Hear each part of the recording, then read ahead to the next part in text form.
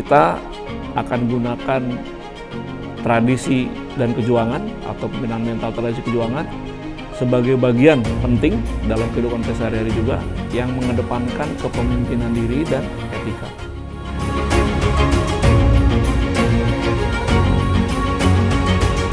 Karena secara fitrah kita sudah terlahir sebagai bangsa yang beragam.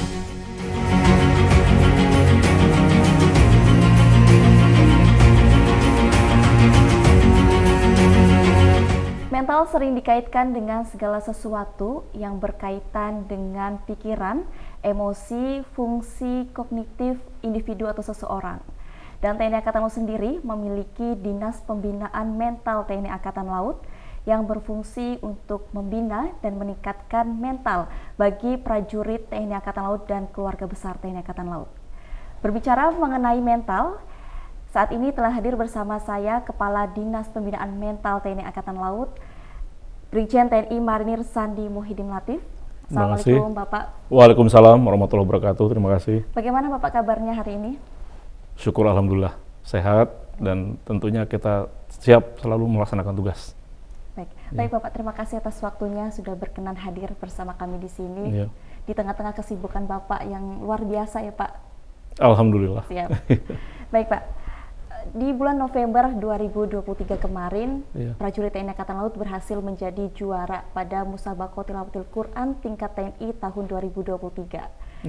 Yang biasanya kita kenal Bapak, prajurit TNI itu mungkin hanya berprestasi pada bidang olahraga karena fisik yang digunakan. Namun ternyata prajurit TNI Angkatan Laut berhasil menjadi juara MTQ pada tingkat TNI tahun 2023. Ini tentunya luar biasa sekali Pak, membanggakan bagi TNI Angkatan Laut. Apa saja Pak kunci sukses berhasil menjadi juara pada MTQ tingkat TNI tahun 2023? Baik ya, terima kasih Dina atas pertanyaannya. Sekaligus kita juga ingin menyampaikan terima kasih atas kesempatan ini. Bahwa kunci sukses yang ditanyakan tadi itu tidak lepas dari ada semacam kompetensi ya, di mana kita juga meluangkan waktu untuk mempersiapkan para personilnya tadi, karena tidak semua orang mampu untuk membacakan Al-Quran sampai ke level yang sudah luar biasa sampai ke majelis tilawatil Quran ya.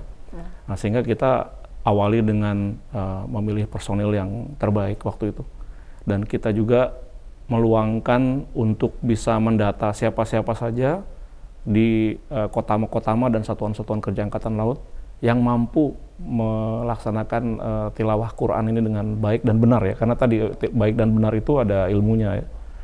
Nah, tentunya dari mulai memilih personil itu kami kembangkan dengan melaksanakan kegiatan semacam seleksi internal dari masing-masing kotama.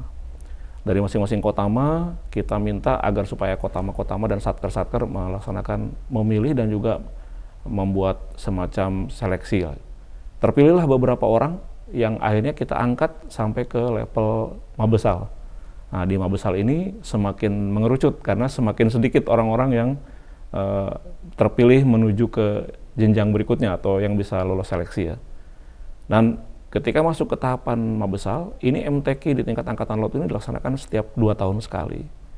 Dan 1 tahun berikutnya itu ada bersamaan dengan kegiatannya Musabaqah Tilawatil Quran tingkat TNI. Nah, sehingga kalau kita urut sebetulnya setiap tahun ada, karena setiap 2 tahun berselang ada kegiatan MTQ. Baik itu angkatan maupun juga TNI. Nah, dari kegiatan ini di Angkatan Laut kita adakan MTQ dan akhirnya terpilih ya.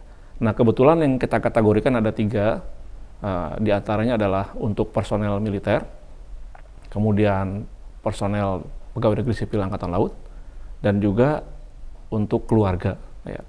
Kebetulan di tahun ini berhasil diraih oleh salah seorang ibu Jala Senastri dari Pasmar 2. Jadi kita bersyukur sekali alhamdulillah dapat meraih 3 kategori tersebut di event yang tertinggi, yaitu Musabaqah Tilawatil Quran tingkat TNI di Cilangkap ya.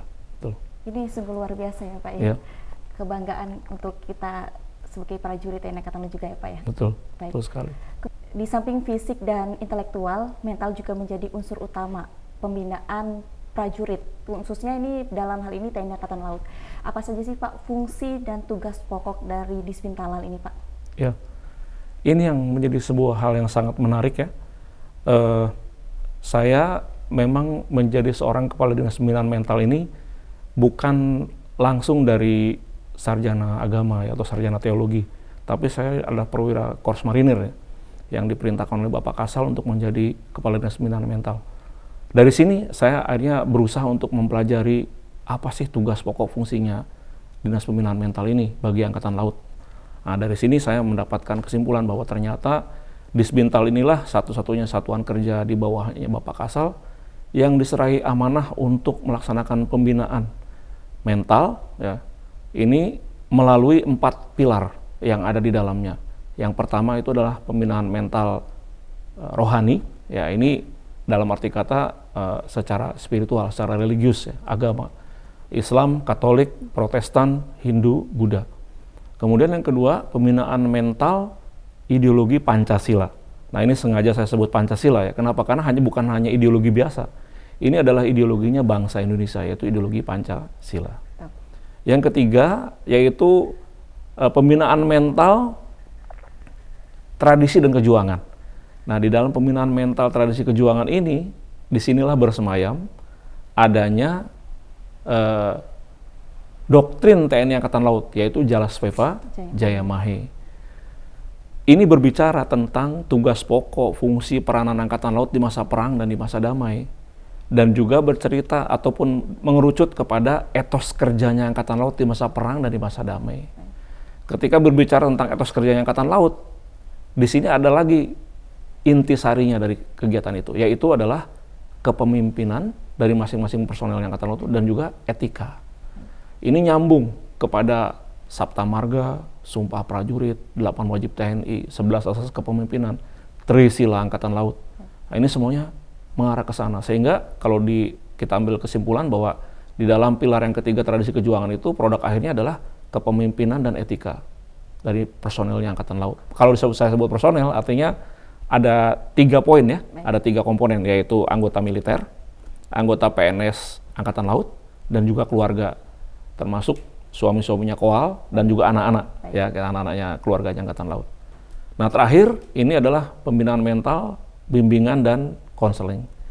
Di dalam pembinaan mental, bimbingan dan konseling ini merupakan cabang umum bagi kami, karena di sini kami menggunakan sarana ini untuk melakukan aktivitas yang sifatnya mengkonseling atau melaksanakan konsultasi, berdiskusi, memediasi, memfasilitasi, agar supaya personel Angkatan Laut ini yang kami layani ini tidak sungkan, punya keinginan untuk menyampaikan, dan kami melakukan pendekatan melalui cara konseling seperti ini. Baik. Nah, ini tugas kami yang sekarang kita kerjakan, demikian. Yang masih terus berjalan, Pak? Masih terus berjalan, dan saya kira ini tidak akan pernah berakhir, karena ada pepatah mengatakan the man behind the gun, ya, atau manusia di balik yang membawa senjata itu adalah yang paling utama, karena semuanya, sebutlah dia bertugas sebagai personel yang mengendalikan kapal, itu masih manusia.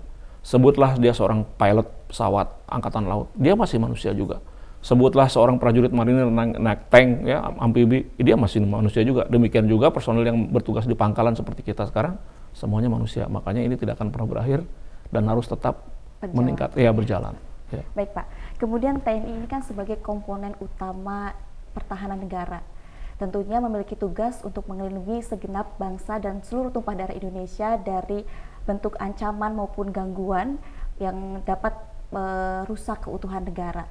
Apa saja sih, Pak, ancaman atau gangguan yang dihadapi pada saat ini, Pak, dan bagaimana cara menangkalnya? Baik ya. Ini unik ya pertanyaan ini, karena kalau dari sisi perspektif kami dari Bintal itu adalah, maksudnya adalah apapun yang sekarang menjadi sebuah kewaspadaan atau sebuah hal yang harus diwaspadai dalam kehidupan kita, baik personel militer, PNS, dan keluarga. Ini di zaman sekarang cukup unik yang saya amati. Hal yang saat ini sedang mengemuka dan cukup menjadi ancaman dalam kehidupan kita sehari-hari adalah adanya fakta bahwa globalisasi di bidang teknologi informasi ini tidak terbendung. Dan bahaya ini sudah merambah terlalu jauh. Bahkan banyak orang yang kejeblos gara-gara berita hoaks. Atau menjadi penyebar luas berita hoaks. Atau ada orang yang salah mengambil keputusan gara-gara dia mendapat informasi yang tidak lengkap dan juga tidak benar. Menimbulkan emosi dan sebagainya. Kaitannya dengan kami di bidang pembinaan mental, ini merupakan hal yang harus kami antisipasi dan kami cegah. Karena Angkatan Laut masih berpijak pada manusia. Manusia yang mengawaki peralatan kita. Manusia yang menjalankan sistem. Manusia yang semuanya itu ditugaskan untuk mengerjakan tugas-tugas tempur maupun damai. Nah, sehingga kalau manusianya ini tidak memiliki ketangguhan, sebagaimana yang saat ini sedang kami perjuangkan supaya bisa menjadikan prajurit Jalasena tangguh, ini akan menimbulkan dampak. Contoh, salah satu dampak yang terjelek dari kegiatan globalisasi teknologi informasi adalah adanya fakta bahwa game online ya, itu bisa meningkat eskalasinya menjadi judi online. Betul. Dan judi online itu bisa meningkat kepada tingkatan kepada berhutang secara online. Dengan ini saja sudah ada kasus di Angkatan Laut ya, bahwa personel di Angkatan Laut ada yang dikejar-kejar debt collector karena ternyata dia berhutang melebihi kapasitas gajinya. Bahkan sekarang jadi bulan-bulanan karena dia tidak sanggup membayarnya.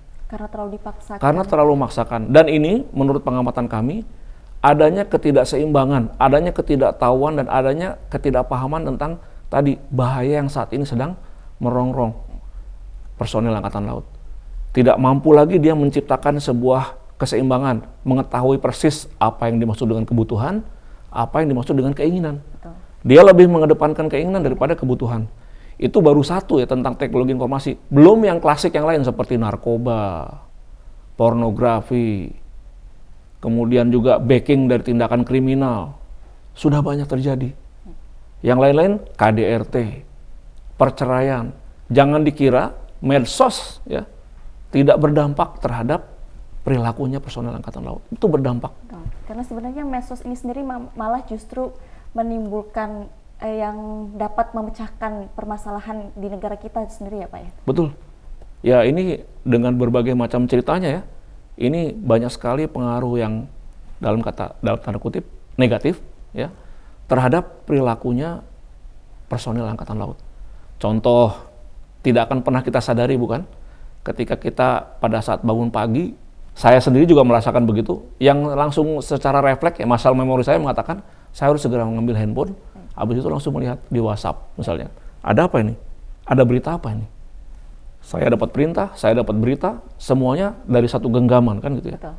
Bahkan benda ini yang notabene adalah sebuah handphone, sudah bisa menjadi sebuah benda yang perlu diwaspadai. Karena ketergantungan kita dalam kehidupan sehari-hari sangat besar terhadap benda ini. Nah ini sebetulnya harus sudah mulai menjadi sebuah kesadaran kita. Kita harus membangun kesadaran untuk berupaya bisa mencegah kita terlalu jauh dalam menggunakan, tadi jam kita menggunakan handphone terlalu jauh. Duduk di meja kerja, ketemunya komputer. Komputer sangat membantu pekerjaan dalam arti kata yang positif. Betul. Tapi negatifnya, berapa jam kita luangkan waktu over dengan melihat komputer terlalu lama. Bahkan di masa kita sedang beristirahat pun kebablasan kita, bukan istirahat tapi kita malah nyetel YouTube, nyetel game dan sebagainya. Nah, tindakan-tindakan seperti ini di zaman sekarang ini perlu mendapatkan perhatian dari para pimpinan, para komandan, para kasatker, kepala unit, dan juga supaya bisa diteruskan oleh para bintara senior, ya, tamtama senior, untuk bisa membantu mengingatkan adik-adiknya, juniornya, bawahannya, agar tidak tergelincir jauh. Kalau zaman dulu, ketika saya kan sudah cukup berumur ya, sehingga saya boleh dikatakan produk zaman dulu, bukan Gen Z kayak sekarang. Zaman dulu tuh kami dikejar-kejar orang tua kami untuk pulang karena kita nggak inget waktu di luar main kelamaan. Ya, karena main bola, main di sungai, naik pohon segala macam dikejar-kejar itu. Tapi sekarang coba, anak-anak zaman sekarang terbalik, disuruh ibunya keluar karena mereka mager di dalam ruangan main game terus secara online. Itulah realitas sekarang. Belum yang tadi yang saya bilang yang klasik tadi. Ada akses ke internet, berarti ada resiko kita terkena tayangan-tayangan yang tidak pantas seperti pornografi dan sebagainya. Ini sama bahayanya, sama kecanduannya dengan narkoba. Orang yang pernah menggunakan istilahnya narkoba, dia akan nagih, akan keterusan. Demikian juga dengan kebiasaan-kebiasaan jelek yang lain seperti pornografi, atau tadi dengan bermain game online, atau tadi dengan menyengajakan diri hidup dari berhutang. Berhutang itu merupakan sebuah cara untuk menghancurkan diri sendiri yang luar biasa, dampaknya sangat besar.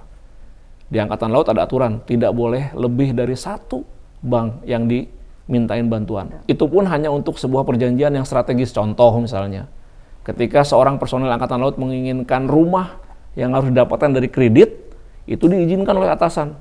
Tapi faktanya zaman sekarang, untuk bisa minjam uang tidak perlu harus izin kepada pimpinan, bahkan bisa langsung secara online. Pinjol itu, Pak. Pinjol itu sudah tidak bisa terbendung. Bahkan pinjol sekarang tidak perlu menggunakan KTP lagi. Karena semuanya sudah melihat di nomor telepon. Semua data sudah tersimpan di nomor telepon. Tahu-tahu ada tagihan aja ke penjagaan. Dan itu merupakan sebuah kejadian yang luar biasa di zaman sekarang. Dan ketahuilah, dampak dari itu semua sangat merusak. Dan saya khawatir ya, dari beberapa peristiwa-peristiwa yang sudah terjadi saat ini, justru ini akan memperparah kondisi kita ke depan. Dan ini perlu disadari dan perlu diperhatikan oleh para pengambil keputusan, para pemimpin, dan juga para komandan satuan untuk bisa memperhatikan hal-hal yang detil-detil seperti ini, kecil-kecil tapi berdampak luas dalam kehidupan sehari-hari prajurit dan keluarganya. Kemudian upayanya Pak yang dilakukan di Spintalal untuk prajurit TNI Angkatan Laut ini bagaimana? Betul. Upaya yang kami kerjakan saat ini, kami sekarang ini tetap mengupayakan untuk tetap mengedepankan preventif. Jadi kami tetap mengedepankan pencegahan. Selama ini pencegahan dianggap sebagai yang paling efektif untuk bisa melaksanakan tindakan untuk mencegah ini semua terjadi.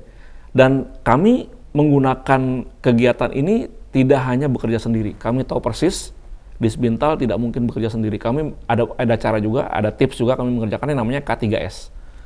Kami laksanakan komunikasi, kami melaksanakan koordinasi, kerjasama, dan silaturahim. Jadi K3S itu adalah komunikasi, koordinasi, kerjasama, dan silaturahmi. Untuk mencegah semua produk publikasi ini ada di Dispenal, ya kan? Kami tahun ini akan menggait lagi Dispenal untuk program mungkin lebih ke digital ya, mungkin membentuk Twibbon, mungkin membentuk poster yang semuanya mungkin bisa dibantu dicetak oleh Dispen untuk mencegah terjadinya tadi tindakan-tindakan yang ada mungkin menjadi sebuah ancaman bagi personelnya Angkatan Laut. Tadi mungkin hanya menyebutkan, sudahkah Anda sholat hari ini? Nah, misalnya gitu. Secara agama ya, mungkin ada hadis Nabi atau mungkin diambil dari kitab suci agama Katolik dan sebagainya. Melalui sebuah reklame yang seperti itu, poster-poster yang bermanfaat. Betul. Karena dengan cara mencegah ini saya yakin memberikan dampak yang baik atau positif dalam menahan seseorang untuk melakukan pelanggaran ataupun tergelincir ke dalam tindakan-tindakan yang tidak perlu, tidak baik. Yang kedua, setelah kami melaksanakan preventif, yang kedua adalah kuratif. Ya. Nah, kalau kuratif ini apapun bentuknya, kita tetap mengedepankan 4 pilarnya di Sbintal, yaitu menggunakan pembinaan mental rohani. Jadi yang ke depan itu pasti selalu agama. Buat kami, caranya yang terbaik adalah mengedepankan agama. Tanya, ini masalahnya apa nih? Misalnya, sebutlah ini masalahnya tadi ya, masalah teknologi informasi. Coba tanya orang ini, sudahkah dia disiplin untuk melaksanakan ibadahnya? Jangan-jangan semua ibadahnya, kalau orang Islam mungkin sholat aja lewat. Bolong-bolong. Tidak pernah dia menyempatkan diri untuk melaksanakan ibadahnya. Karena dalam semua agama yang saya tahu setelah saya dalami di Disbintal, seluruh agama itu mengajarkan kebaikan. Agama juga mengajarkan keseimbangan hidup. Dan semua agama diperintahkan oleh Tuhan, itu satu, diperintahkan untuk beribadah kepadanya. kepada yang Maha Kuasa. Nah, kalau manusia ini yang notabene adalah makhluk sosial, tidak berusaha untuk memenuhi janjinya terhadap Tuhannya, maka dia akan tergelincir dengan sendirinya. Dan imannya akan goyah. Betul, goyah. Contohnya beginilah, kalau orang Islam, kenapa dia harus melaksanakan ibadah 5 kali dalam sehari? Kenapa? Karena di jam-jam yang sudah ditentukan oleh Yang Maha Kuasa itu, disitulah kita diberi kesempatan untuk curhat. Untuk mengembalikan lagi semua kegundah-gulanaan, kegelisahan, kesedihan, semuanya kepada Yang Maha Kuasa. Untuk ngecas kembali. Jam pun itu sengaja ditentukan, tidak dilewatkan. Contohnya seperti ginilah, ibarat sebuah sinyal. Semakin jauh, kan semakin turun barnya. Semakin dekat dan semakin tepat waktunya, itulah ibadah yang terbaik. Semakin baik. Jadi komunikasi hablum minallah itu tercetak secara baik dan mungkin bisa diijabah itu doa karena tepat waktunya, tepat sinyalnya kuat, dapat dia. Gitu. Nah, demikian juga dengan yang lain-lain yang selama ini kan begini. Kalau misalnya kita seorang Islam mau ditanya kepada ibu-ibu misalnya, ini Mbak Dina kan seorang wanita. Maunya ini kalau para laki-laki ini saya tanya, "Bapak-bapak mau jadi bapak-bapak yang soleh apa yang solehah?" Ya, pasti pengen yang soleh kan? Baik. Kenapa? Kalau yang solehah itu artinya bapak-bapaknya terlalu sering sholat di rumah. Kalau misalnya Mbak Dina pengen punya suami, kira-kira Mbak Dina ingin punya suami yang soleh apa yang solehah? Yang soleh tentunya. Nah, yang soleh kan, karena dia kan laki-laki gitu ya. Iya. Ya tadi, karena kalau suami yang solehah, artinya itu laki-laki yang lebih sering sholat di rumah ketimbang sholat di masjid. Sementara dalam tuntunan agama Islam, seorang laki-laki itu sholatnya harus ke masjid. Gitu. Dan itu betul-betul luar biasa. Kenapa? Yang pertama, itu dapat kelipatan 27 derajat dibandingkan sholat di rumah yang hanya 1 derajat, ya kan? Nah, kalau wanita kan memang diperintahkan sholatnya di rumah. Nah, sehingga dengan adanya kenyataan seperti itu, kita tinggal memilih. Bayangkan ya, sudah dapat 27 derajat, habis itu dapat juga pahala silaturahmi. Karena apa? Karena kita ini hanya manusia biasa. Karena kita diperintahkan beribadah kepada Allah Subhanahu wa Ta'ala dalam kehidupan kita, manusia ini makhluk sosial, nggak bisa hidup sendiri.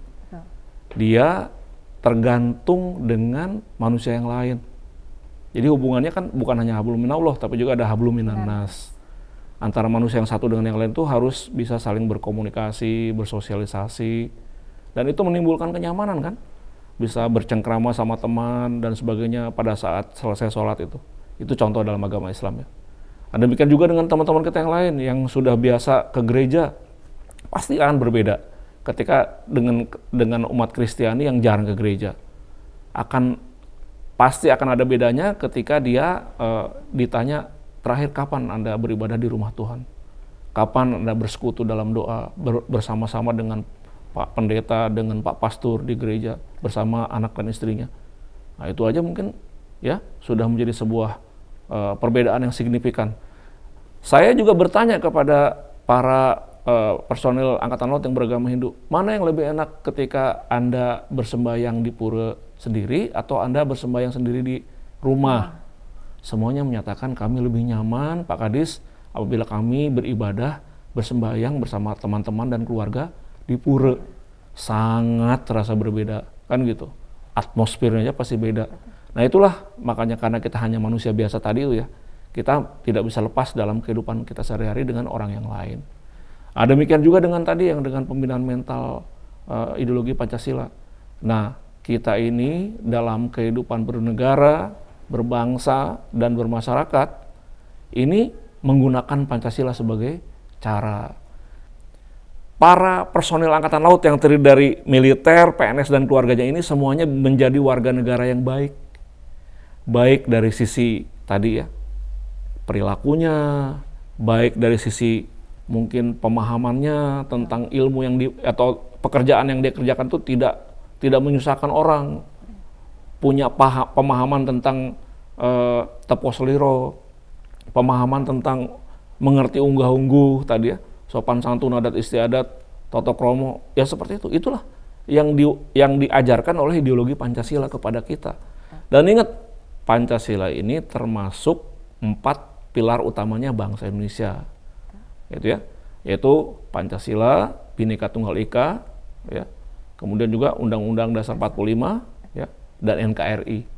Itu merupakan kunci-kunci utamanya. Kita sekarang mengarahkan ke sana untuk menjaga personil kita supaya tidak kebablasan itu juga dengan cara Pancasila. Tadi dengan mengedepankan Pancasila. Pancasila ini adalah lem perekat bagi kita dalam melaksanakan kehidupan bermasyarakat sehari-hari. Diambil dari akar budaya bangsa kita yang asli. Yang ketiga, kita juga menggunakan sarana yaitu dengan etika dan kepemimpinan yang kita dapat dari tradisi dan kejuangan Angkatan Laut.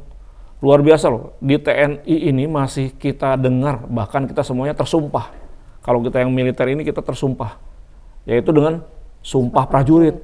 Ada Sabta Marga di situ, ada Trisila Angkatan Laut di situ. Satu pelanggaran saja, misalnya nggak datang ke kantor nggak tepat waktu, udah satu melanggar disiplin. Nah, pemimpin kita, kalau kita pemimpin, udah pasti ini tidak bisa dibiarkan. Ditanya kenapa terlambat, ya tentunya dengan segala macam yang ini ya pertimbangan yang perlu kita sampaikan di sini. Ini pun sebetulnya harusnya menjadi sebuah rambu-rambu bagi personel Angkatan Laut untuk tidak melakukan pelanggaran. Karena kita tersumpah dengan begitu banyak janji kita, tersumpah dengan begitu banyak aturan yang mengatur kita. Nah, seharusnya kita menjadi orang yang lebih bijak dalam hal ini. Dan kita akan menjadi terbiasa untuk menjadi hidup yang lebih teratur tadi, lebih disiplin. Nah, terakhir, sebagaimana saya sebutkan di dalam pembicaraan di awal, adanya bintal, bimbingan, dan konseling. Dalam hal ini, sebagai manusia biasa, kita semuanya membutuhkan partner ya, untuk bisa mungkin mengungkap apa yang kita rasakan enak atau tidak enak. Apakah ini bisa menjadi pertimbangan dalam menyelesaikan permasalahan kita? Di sini kami punya satu cabang ya, yaitu konseling. Di dalamnya ada beberapa di antaranya adalah personil yang diambil dari Dinas Psikologi Angkatan Laut. Nah, kalau untuk kesehatan mungkin kami tidak nyambung ke sana ya, tapi lebih kepada ilmu kejiwaan, kepada mentalnya. Nah, ini semuanya nyambung ke sana. Tadi saya ceritakan kan bahwa saya dalam membina personel Angkatan Laut mengedepankan preventif. Yang kedua tadi kuratif. Ya, kuratif itu dengan cara seperti tadi. Yang ketiga itu adalah korektif. Ya. Setiap manusia yang mungkin saja, karena kita kan manusia biasa kan ada potensi berbuat salah ya. Nah, dikoreksi. Nah, koreksi ini agak lebih tinggi tingkatannya. Contohnya gini, kalau tindakan yang sudah diberitahu berulang kali tapi tetap dilakukan, bahkan itu menjadi sebuah kebiasaan jelek yang akhirnya menjadi sebuah pelanggaran, apalagi itu mengarah kepada tindakan pidana, maka koreksinya itu adalah diatasi sama POM TNI Angkatan Laut. Di penjara, ya, atau mungkin di sel, atau mungkin bisa ditahan ininya ya, hak-haknya oleh para pemimpin kita karena pelanggaran yang dibuat oleh seseorang. Yang kedua, korektif di sini adalah ketika yang dihadapinya itu adalah personel Angkatan Laut yang ternyata dijawab A, pertanyaannya B, gitu kan, nggak nyambung, mengong gitu. Nah, ini juga sama. Itu kita harus bawa ke Dinas Psikologi Angkatan Laut atau ke RSAL Pavilion 6 untuk masalah kejiwaan gitu tadi ya. Jangan-jangan ini agak gila gitu kan mungkin. Ini juga sangat lumrah karena kan kita manusia biasa. Nah, makanya tugas kami sangat berat sebetulnya, karena kami itu orang-orang yang diserahai amanah untuk menjaga kewarasannya personil Angkatan Laut tadi itu. Kalau waras artinya gini, dia itu secara pikirannya itu sehat, kemudian fisiknya sehat, dan juga jiwanya atau lahir dan batinnya itu juga sehat. Jadi ada 3 faktor ya, pikiran, lahir, dan batinnya sehat, maka dia waras. Tadi saya bilang gitu. Dalam bekerja pun akan semangat gitu. Iya, betul. Dengan kondisi yang terjaga itu, kewarasan ini, ya 3 faktor tadi, sehat semuanya, ini mungkin dibilang akan sangat kondusif dalam melaksanakan pekerjaan sehari-hari di Angkatan Laut atau menjalani kehidupan di Angkatan Laut sehari-hari. Ya. Kemudian Pak, untuk ancaman lain kan radikalisme ini menjadi ancaman yang nyata Pak. Bagaimana Pak dari Disbintalan ini dalam membentengi prajurit TNI Angkatan Laut dengan adanya radikalisme ini? Ya, ini dalam pemahaman saya pribadi ya, saya sangat meyakini nih bahwa radikalisme ini adalah penyebutan atau istilah yang digunakan oleh negara barat untuk menuding sekelompok orang dari agama tertentu ya. Betul. Ya mohon maaf sebut saja ini saya katakan ini kebanyakan diarahkan kepada umat yang beragama Islam nih, radikalisme ini ya. Jadi radikalisme ini adalah produk dunia barat yang dititipkan kepada dunia luas untuk menjadi sebuah ungkapan penyebutan yang disepakati bersama. Nah, sebetulnya secara institusi saya lebih suka menggunakan istilah dari Kementerian Agama yang lebih soft gitu, namanya moderasi beragama, bukan radikalisme ya. Karena radikalisme itu kata lain dari penggantinya terorisme. Ya, ini terjadi pasca peperangan di Afghanistan. Nah, tidak bisa disamaratakan dong kalau ketika disebutkan itu radikalisme. Tapi karena ini sudah menjadi kesepakatan dunia, akhirnya itu tercetus. Nah, salah satu yang tidak tepat dalam penggunaannya jadi radikalisme itu adalah ketika kita menghadapi kenyataan bahwa di dalam lingkungan kita sehari-hari, misalnya di Angkatan Laut, ada orang yang mungkin jidatnya hitam sedikit, wah radikal gitu kan. Terus kemudian apa lagi? Wah ternyata ada yang cingkrang sedikit celananya, radikal. Itu menimbulkan sebuah polemik ya. Sebetulnya kalau di Angkatan Laut tidak boleh itu terjadi, karena kalau celana cingkrang itu kan bukan aturan yang ditetapkan oleh Angkatan Laut ya. Semua ketentuan di TNI dan TNI Angkatan Laut sudah sangat jelas. Sekalipun saya ngefans sama Nabi Muhammad SAW sebagai umat Islam, saya tidak bisa menumbuhkan jenggot saya karena saya keikat sama aturan. Ya, itu aturan itu. Makanya kepada seluruh personel Angkatan Laut tidak boleh keliru dalam mengejawantahkan sebuah ketentuan yang disepakati dari awal. Dari sejak kita menjadi seorang prajurit, kita akan taat perintah atasan, pimpinan kepada putusan, kita ngikuti. Dan itu hanya bisa dilakukan kalau sudah pensiun gitu ya. Jadi mungkin tidak terikat dengan dinas. Betul. Ya? Saya mungkin insya Allah akan menumbuhkan jenggot, itu pun kalau saya tumbuh itu. Kalau tumbuh bisa lah saya tumbuhkan, tapi kalau enggak ya sudah mungkin begini aja. Nah itu. Jadi sehingga sekarang dalam menghadapi radikalisme ini kita perlu mengedepankan kerjasama. Tidak mungkin di Sebintal ini bekerja sendiri. Dan jurus yang paling tepat untuk menghadapi radikalisme ini adalah tetap mengedepankan 4 pilarnya Bintal tadi. Dikedepankanlah dengan agama. Semuanya. Seluruh agama. Semua mengajarkan kebaikan. Semua memberikan indikasi untuk mengontrol tindakan-tindakan yang menyimpang. Landasan utama ya? Betul. Yang kedua, gunakan Pancasila. Dalam kehidupan berbangsa, bernegara, dan bermasyarakat, kita harus menyadari Indonesia itu sudah menjadi fitrahnya menjadi negeri yang banyak sekali keanekaragamannya. Contoh misalnya ya, kalau Bhinneka Tunggal Ika sudah jelas di dalam Pancasila disebut, itu Garuda Pancasila mencengkram sesanti atau siloka namanya Bhinneka Tunggal Ika. Berbeda-beda tetap satu. Di dalam keanekaragaman Indonesia itu kita punya 17.000 pulau. Punya lebih dari 1.300 suku bangsa, punya lebih dari 500 bahasa daerah. Mau apa? Ini semuanya berkah. Bahkan kalau hidup di Indonesia, harusnya keberagaman itu tidak boleh jadi masalah. Nah, sayangnya sebagian orang ada yang tidak memahami arti Pancasila atau keadaan seperti itu, yang akhirnya malah terlalu mengedepankan sisi keegosentrisannya sendiri. Contohnya beginilah. Ada sih penyebutan yang orang yang tidak suka dengan orang lain dengan perbedaan itu namanya intoleran. Nah sebetulnya itu merupakan sikap yang tidak terpuji kalau dalam kehidupan di Indonesia paham tentang keberagaman itu. Karena secara fitrah kita sudah terlahir sebagai bangsa yang beragam di Indonesia ini ya. Karena bayangkan pulaunya ada 17.000, kalau satu pulau ada suku bangsa kira-kira 17.000 suku bangsa kan? Betul. Nah, cuman kebetulan kan tadi mungkin pulau dengan ini bersatu, bersambung dengan ada kekerabatan sehingga hanya tercatat hanya 1.300 saja suku bangsa itu. Nah sehingga dalam menghadapi radikalisme ini dibutuhkan kita membutuhkan kerjasama dengan para pihak, dalam hal ini para komandan. Kedua, mengedepankan Bintal fungsi komando. karena Bintal Fungsi Komando itu adalah titipan ya dari pemimpin kita tertinggi, Panglima TNI dan Kepala Staf Angkatan Laut, mengedepankan agama, Pancasila, tradisi kejuangan dan konseling dalam menghadapi permasalahan-permasalahan seperti ini.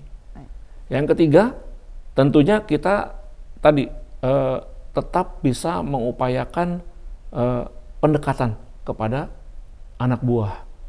Kenapa? Karena permasalahan radikalisme ini tentang paham yang yang dipahami keliru, pemahaman keliru terhadap sebuah keyakinan. Ini dibutuhkan pendekatan, dibutuhkan keinginan untuk berdiskusi dengan yang bersangkutan secara point to point begitu ya, dan akhirnya tidak menimbulkan kegambangan karena yang bersangkutan diberikan kejelasan sejelas-jelasnya. Kenapa Anda melakukan tindakan seperti ini? Radikalisme itu adalah tindakan yang melampaui ekstrim ya, untuk melakukan sesuatu menurut keyakinannya. Itu tidak tepat di dalam kehidupan berbangsa bernegara di Indonesia ini. Hal seperti itu tidak bisa diterima karena di masyarakat luas juga meyakini toleransi itu, ewuh pakai ewuh itu, tepo seliro itu, sehingga seharusnya kita bisa hidup lebih damai. Betul. Baik, Pak. Kemudian selain radikalisme, kasus perceraian yang dihadapi prajurit TNI Angkatan Laut ini tentunya menjadi tantangan tersendiri bagi Disbin Talal ya Pak. Bagaimana Pak upaya Disbin Talal dalam menghadapi kasus perceraian? Ya, ini unik ya bertanya tentang perceraian, tapi saya setelah di Disbin Talal ini jadi mulai banyak mengerti ya. Salah satu faktor penyebab perceraian yang cukup mengemuka adalah karena masalah teknologi informasi. Karena model komunikasinya orang-orang yang ini tadi ya, yang terganggu hubungannya, suami istri ini terganggu hubungannya, adalah adanya interupsi dari teknologi informasi. Contoh misalnya, seorang suami yang akhirnya bercerai sama istrinya lantaran apa? Ternyata lantaran pengen punya istri baru. Dan tren ini diawali dari pertemuan-pertemuan dari media sosial, melalui Facebook, melalui Instagram dan lain-lain. Akibat dari, mohon maaf ini contoh kasus ya, akibat dari sebuah pertemuan reuni sekolahnya SMA. Mau dikatakan apa sekarang? Ternyata dari situ hubungan berlanjut dan akhirnya menimbulkan permasalahan ini sekarang. Ini semuanya suatu hal yang sangat manusiawi. Dalam arti kata saya tidak pro kepada orang yang bercerai ini. Tidak, saya tidak membenarkan. Sesungguhnya ini semuanya bisa dicegah apabila tadi orang itu atau personel Angkatan Laut itu memahami betapa pentingnya kita menjaga kualitas kehidupan kita dengan menjaga keseimbangan hidup tadi. Dan keseimbangan hidup itu bisa diambil dari 4 pilar bintal yang saya sebutkan tadi. Karena 4 pilar bintal ini bisa digunakan untuk mengharmonikan kesatuan, mengharmonikan keluarga, dan juga mengharmonikan diri sendiri. Saya belum sanggup ini bagaimana? Kedepankan agama, nomor 1. Kedepankan Pancasila. Kedepankan tradisi dan kejuangan atau kepemimpinan diri dan etika. Kedepankan konseling. Kalau kita sebagai seorang suami yang baik, coba jaga kualitas komunikasi dengan istrinya, atau dengan temannya, dengan keluarganya, dengan bapak ibunya. Itu yang menjaga seseorang tetap waras. Tadi, secara pikiran, lahir, dan batinnya. Nah, itu, seperti itu. Kira-kira itulah yang bisa saya kedepankan. Baik. Ya. Kemudian Pak, upaya Disbin Talal untuk menjaga Pancasila ini Pak, ideologi negara kita. Oh ya? Ya. Nah ini juga satu hal yang luar biasa ya pertanyaannya. Namun kita punya punya cara. Walaupun kami tahu bahwa Pancasila sekarang sedang diupayakan untuk digelorakan kembali ya. Bahkan kita sudah dengar sendiri bahwa Bapak Presiden kita menyampaikan untuk kita semuanya kembali lagi ke Pancasila. Karena Pancasila adalah dasar negara dan juga pandangan hidup bangsanya Indonesia. Akar budaya bangsa aslinya bangsa Indonesia, yaitu kita kembalikan kepada kompetensi. Kompetensi itu berpijak pada 3 pilar. Ya. Pilar yang pertama, kita akan mencoba untuk tetap mengedepankan Pancasila sebagai kaidah ilmu. Dan kami sudah melakukan ini. Kami melaksanakan komunikasi dengan BPIP, yaitu Badan Pembina Ideologi Pancasila. Jadi kalau zaman dulu ya, itu yang ngomong Pancasila namanya BP7 ya. Terus kita punya cara itu namanya penataran P4 gitu ya. Nah, kalau sekarang BPIP punya cara yang lain. Nah, namun demikian, karena BPIP adalah badan negara yang diserai amanah untuk membina Pancasila, kami langsung sowan ke sana dan minta arahan bagaimana. Dari sana mengatakan kami sudah ada kerjasama dengan Mabes TNI dan Angkatan Laut, tinggal melanjutkan kerjasama ini kemana. Akhirnya kami mohon izin kepada Bapak Kasal untuk bekerja sama dengan BPIP. Nah, dengan BPIP ini kami melaksanakan kegiatan sudah beberapa kali. Di antaranya melaksanakan kegiatan talk show, ya, membumikan Pancasila, kemudian juga menggelorakan juga Pancasila kepada para prajurit, PNS dan juga keluarga di beberapa tempat, Dina. Ya. Dan menurut saya pilar yang pertama ini adalah tetap mengedepankan Pancasila sebagai kaidah ilmu untuk terus dipelajari yang disesuaikan dengan perkembangan zaman sekarang. Tadi, karena ada ancaman dari teknologi informasi, pemberitaan-pemberitaan yang nggak betul dan sebagainya, itu tetap harus dikedepankan ilmunya. Harus selalu menjadi pedoman bagi betul, kita sebagai tetap harus prajurit, seperti ya, itu. Pak. Yang kedua, Pancasila ini ternyata bisa dilatih sebetulnya. Kenapa? Karena Pancasila ini juga diambil dari model perilaku pribadinya bangsa Indonesia yang asli, yang sudah dari awal sudah dipahamkan tentang tepo seliro, tata kramo atau tata krama, itu sudah biasa dalam adat istiadatnya bangsa Indonesia, dikenal itu sopan santun kepada yang lebih tua. Itu semuanya sudah bisa dilatihkan. Bahkan kita dalam kepemimpinan kemiliteran, kita juga mengadopsi Pancasila dengan tata cara yang tadi. Karena hierarki. Kita punya trisila ya, disiplin, hierarki, dan kehormatan militer. Kita bisa gunakan Pancasila dan ini bisa dilatih. Jadi tadi tetap mempelajari Pancasila sebagai ilmu pengetahuan, ya. Kemudian juga melatih Pancasila sebagai sebuah kemampuan yang perlu diasah, ya, dilatih dalam kehidupan keseharian kita. Ketiga, kita harus bisa meyakinkan pada setiap personil Angkatan Laut bahwa sesungguhnya Pancasila itu lestari apabila para personilnya itu meyakini dan juga menerima bahwa Pancasila merupakan falsafah bangsa yang perlu diteruskan. Bahkan tidak ada di dunia lain kecuali di Indonesia yang namanya Pancasila itu. Pancasila itu ibarat perekat atau lem dalam kehidupan bernegara, berbangsa, dan bermasyarakat. Bayangkan, itu nyambung ke budaya. Budaya itu sangat adiluhung ya, Mbak Dina. Dalam tiap-tiap kehidupan suku bangsa, contoh suku bangsa apa? Saya orang Sunda misalnya. Dalam kehidupan orang Sunda, dari ketahanan pangan misalnya, yang versinya budaya bangsa, kita sudah tahu ada tempat yang namanya lumbung padi. Diambil dari padi, sepakat masyarakat untuk bisa mempertahankan kehidupan ke depan dengan memberikan sumbangan kepada lumbung padi milik lingkungan, miliknya desa, kan gitu. Dan itu diambil ketika masa pacaklik untuk kebersamaan hidup bersama-sama dengan masyarakat satu desa. Itu dari budaya bangsa. Diambil seperti itu. Bahkan banyak lagi tuh yang namanya budaya bangsa yang luhur yang lain ya. Banyak sekali contohnya. Luar biasa. Nah, sehingga dengan kita menjaga Pancasila melalui mempelajari ilmunya, kemudian mempraktekannya dan melatihnya dalam kehidupan sehari-hari, bahkan sekarang kalau BPIP itu sudah punya cara, punya simulasi Pancasila. Pancasila bisa disimulasikan melalui permainan.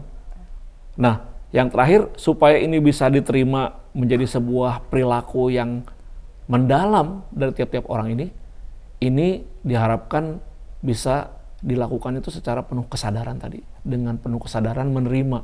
Mindset kita tahu, oh Pancasila itu bukan apa-apa, Pancasila itu adalah lem kehidupannya bangsa Indonesia. Tentunya dari diri kita sendiri ya. Betul, pertama, Bapak. betul, kita terima.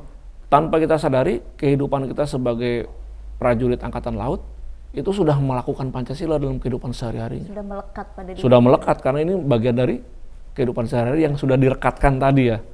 Bahkan kita bersyukur alhamdulillah bahwa Sabta Marga, Sumpah Prajurit, Trisila TNI Angkatan Laut itu nyambung semuanya dengan Pancasila. Bahkan kalau boleh saya katakan lagi seperti ini. Silakan ya nanti dilihat di referensi yang ada. Pernah dengar apa yang dijadikan perintah harian Bapak Kepala Staf Angkatan Laut dan juga Bapak Panglima TNI sekarang? Nomor 1 perintah itu berarti kalau perintah nomor 1 perintah apa itu? Perintah yang tertinggi kan? Betul. Coba lihat, kalau Bapak Panglima TNI kemarin menyampaikan bahwa bekerjalah untuk dengan niat untuk beribadah kepada Yang Maha Kuasa dengan ikhlas dan sebagainya gitu ya. Itu perintah nomor 1 beliau. Bapak Kasal dalam perintah harian nomor 1 adalah tingkatkan keimanan ketakwaan kepada Tuhan Yang Maha Esa. Dan itu semuanya nyambung kepada pembinaan mental kepada Pancasila. Nyambung semuanya kepada semua yang kita sekarang bicarakan ini, pembinaan mental. Nomor 1 tuh kepada Tuhan dulu. Betul? Betul. Nah, sehingga sekarang kalau ada orang yang mengerjakan di luar perintah Bapak Kasal, perintahnya Panglima TNI, nomor 1, beriman bertakwa kepada Tuhan Yang Maha Esa, maka itu sebuah ketidakdisiplinan. Kita menyimpang. Kita tidak taat. Padahal sumpah kita adalah taat pada perintah pimpinan. Karena pimpinan juga mengatakan nomor 1 tingkatkan keimanan kepada Tuhan Yang Maha Kuasa, Yang Maha Esa. Dan itu sudah sesuai dengan ajaran agama, sesuai Pancasila. Nah, kira-kira begitu. Ya.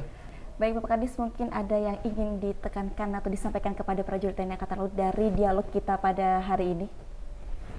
Ya, terima kasih ya.